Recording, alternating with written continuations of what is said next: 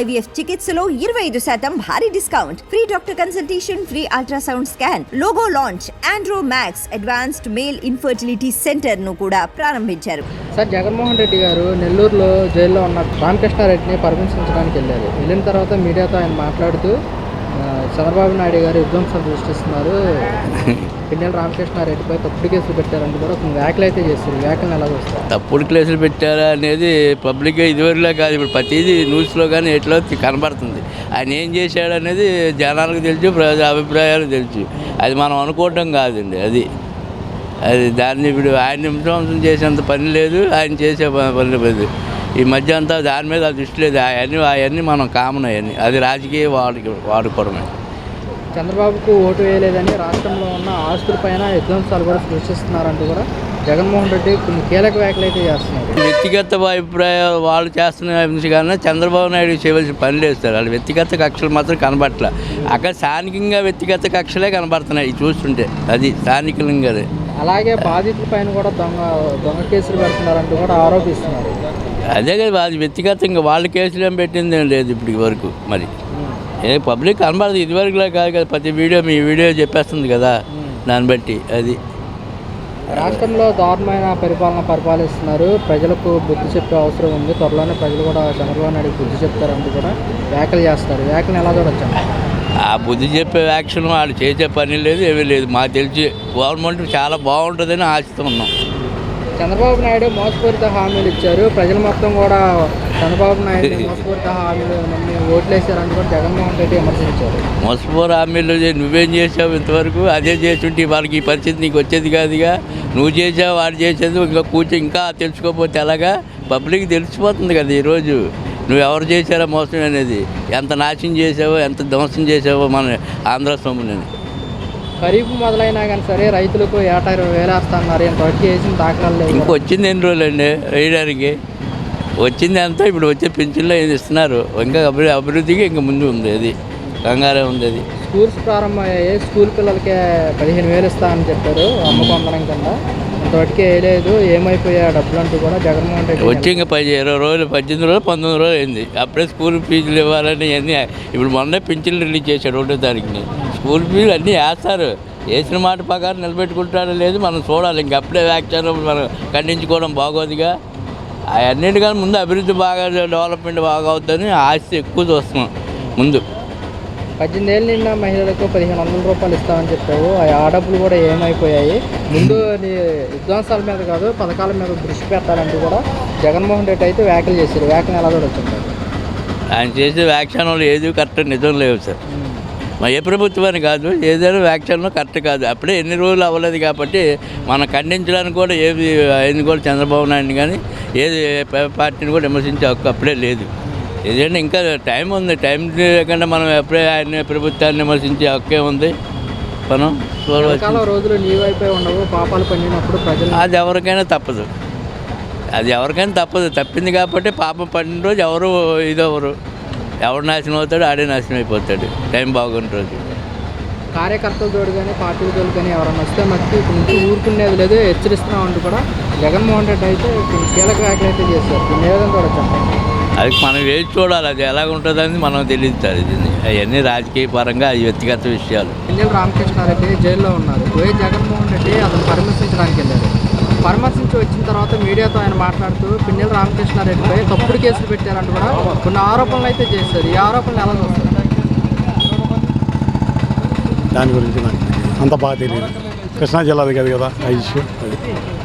అంటే ఇప్పుడు వైసీపీ కార్యకర్తల పైన కానీ దాడులు చేస్తున్నారు, ఆస్తులు కూడా ధ్వంసం చేస్తున్నారు. అదైతే చేయకుండా ఉంటే బాగుంటుంది, సాఫ్ట్గా చేయాలి. గత గవర్నమెంట్లో చేసిన తప్పులు చేశారు అన్నారు, అలాగే సేమ్ ఇది అలాగే ఫాలో అవుతున్నారు వీళ్ళు కూడా. అంటే ఇలా అంటాం ఎంతోటి కరెక్ట్. ఇంకొకరికి ఒక అభిప్రాయం ఉంటుంది, మన వాళ్ళ అభిప్రాయం వాళ్ళ కష్టాన్ని బట్టి వాళ్ళు అలా మాట్లాడుతూ ఉంటారు. ఏదైనా సున్నితమైన పరిపాలన అందిస్తే బాగుంటుందని మేము ఆశిస్తాం. అంటే బాధితుల పైన కూడా తప్పుడు కేసులు పెడుతున్నారంటూ కూడా జగన్మోహన్ రెడ్డి అయితే కొన్ని వ్యాఖ్యలు అయితే చేస్తున్నారు. ఇప్పుడు కేసులు అంటే మరి గవర్నమెంట్లో తప్పు చేసిన వాళ్ళ మీద పెడతా ఉంటారు సహజంగా. అదైతే చంద్రబాబు ధోరణి మార్చుకోవాలి, లేకపోతే ప్రజలు బుద్ధి చెప్పే సమయం కూడా అంటే ఆయనకి మంచి అవకాశం అయితే ఇచ్చారు. ప్రజలు.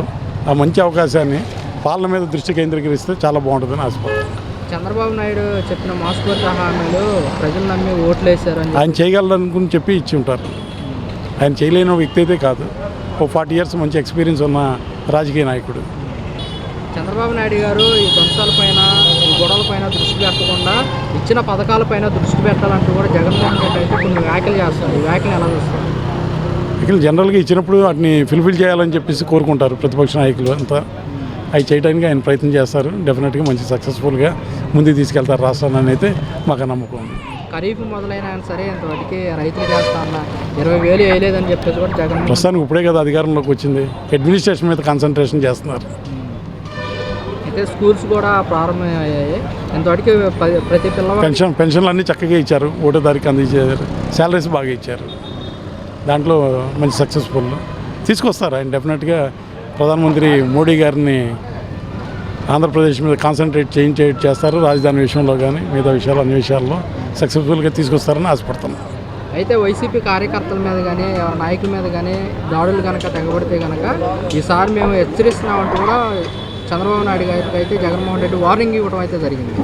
సహజంగా ఇస్తారండి. మరి సున్నితంగా పరిపాలించాలి. గొడవలు లేకుండా ఉంటే బాగుంటుంది. ప్రతి వ్యక్తి ఏంటంటే ఒక మంచి సాఫ్ట్గా రాష్ట్రాన్ని పరిపాలించాలి అని అతని చేతిలో పెట్టినప్పుడు ఆయన అలాగే చేస్తే బాగుంటుంది. గొడవలు దాడుల కంటే వెళ్లకుండా ఆయన యొక్క ట్రేడ్ మార్క్ పరిపాలన మీద అతని దృష్టి కేంద్రీకరించి ఇవన్నీ ఇస్తానన్న హామీల మీద ఆయన నిలబడేటట్టు రాష్ట్ర అభివృద్ధికి ఆయన మంచి ప్రణాళికలు చేస్తే బాగుంటుంది. ఎల్లకాలం రోజులు మీ వైపే ఉండవు, పాపాలు పండినప్పుడు తెలుస్తుంది ఎవరి వైపు ఉంటాయని కూడా జగన్మోహన్ రెడ్డి వ్యాఖ్యలు చేశారు. రోజులంటే ప్రజలైతే ప్రతిదీ నిశ్చితంగా పరిశీలిస్తూ ఉంటారు. వాళ్ళు యూట్యూబ్ ఛానల్స్ అన్ని ఛానల్స్ ఏం జరిగినా ఇమీడియట్గా ప్రజలకు తీసుకెళ్ళిపోతుంది. ప్రజలు కూడా మంచి చైతన్యంగా ఉంటున్నారు. ఏ నిర్ణయం తీసుకోవాలనేది ప్రజలకు తెలుసు. సార్, పిన్నెల్లి రామకృష్ణారెడ్డి జైల్లో ఉన్నారు. వైఎస్ జగన్మోహన్ రెడ్డి ఈరోజు పరామర్శించడానికి వెళ్ళి పరామర్శించి వచ్చిన తర్వాత మీడియాతో ఆయన మాట్లాడుతూ చంద్రబాబు నాయుడు గారు మోసపూరిత కేసులు పెట్టేసి కూడా జైల్లో పెట్టారని కూడా కొన్ని వ్యాఖ్యలు అయితే చేశారు. ఈ వ్యాఖ్యలు ఎలా చూడొచ్చు? ఎవరు పాపం పండితే వాళ్ళకి పండుద్ది. అది కరెక్టే చెప్పాలంటే. ఇప్పుడు ఆయన ఇప్పుడు నా పిల్లడు నాకు ముద్దు, ఎంత అల్లరి చేసినా ఎవరి బిడ్డ వాళ్ళకి ముద్దు. ఇప్పుడు నింద వేసుకుని దొంగతనం చేశాడని చెప్పు, నా బిడ్డ దొంగతనం చేశాడని మనం ఒప్పుకోడు కదా, ఏ తల్లి అని తండ్రి అయినా. అలాగే కవర్ చేసుకుంటున్నారు. చంద్రబాబుకి ఓటు వేయలేదన్న కారణంతోనే రాష్ట్రంలో ఆస్తులు చేస్తున్నారంటూ కూడా కొన్ని వ్యాఖ్యలు అయితే చేశారు. ఎవరు వేశారు అసలు? ఆయనకు ముందు వ్యాఖ్యలు చేయడానికైనా ఓట్లు వేయడానికైనా ఫలానా వాళ్ళు వేశారని చెప్పంటే ఇప్పుడే ఇంతకుముందే డిస్కషన్ జరిగింది. అసలు ఎందుకు ఓడిపోయాడు అనే దానికి రీజన్ ఆ ల్యాండ్ ఏదో పెట్టాడు కదా, ల్యాండ్ టైటిల్ యాక్ట్, దానివల్ల 70 లేకపోతే విలేజ్ వాళ్ళందరూ ఆయనకే ముఖ్యవాళ్ళు. ఏది ఫ్యాన్కే ఆయన చేసిన గాబరా పనికి అందరూ గాబరా బట్టి హార్ట్ అటాకులు వచ్చి చేతులారా పార్టీని పాడు చేసుకున్నాడు. అది ఒపీనియన్. అలాగే ఆస్తులు ధ్వంసం అయినా ఎవరు ఆస్తులు ధ్వంసం చేశాడు? చేయలేదుగా. ఎవరు ఆస్తులు ధ్వంసం చేశారు? వీళ్ళు బట్టలిప్ప తీసి రోడ్డు మీద కార్యకర్తలు తిప్పినప్పుడు కనపడిన అన్యాయం వాళ్ళు ఏదో పాపం తీర్థయాత్ర తిరుపతి వెళ్తున్నాం అని చెప్పి సైకిల్ మీద వెళ్ళాడు, నడు రోడ్డు మీద బట్టలు ఇప్పిన వాళ్ళకి ఏమో అప్పుడేం కనపడలా. ఇప్పుడేం కనపడింది? ఎవరు చేసినట్టు ఎవరికి తెలియట్లేదుగా. కొన్ని మీకేం తెలుసా? తెలియదుగా. మరి ఇంకెవడ ఆస్తుల దాకా ఎక్కడ దాకా వెళ్తాం? అలాగే బాధితుల పైన కూడా తప్పుడు కేసులు పెడుతున్నారంటూ కూడా జగన్మోహన్ రెడ్డి. అయితే ఎంత టైం పట్టుద్దా? నిజంగానే తప్పుడు కేసులు పెట్టాలనుకుంటే ఎంత టైం పట్టుద్దా? వాళ్ళకి చేతిలో రాజ్యాంగం ఉందిగా. కాకపోతే పిచ్చోడి చేతిలో రాయి కాదు కాబట్టి చంద్రబాబుది ఇంకా వెయిట్లో ఉన్నాడు. అది వెయిట్ చేస్తున్నాడు. అంటే చంద్రబాబు మోసపూరిత హామీల వల్లే ప్రజలు ఓట్లు వేశారంటూ అది తెలియాలి కదండి. నేను ఇందాక అదే చెప్పా. ఒక నెల రోజులు, ఇప్పుడు నెల రోజులే కదా అయ్యింది.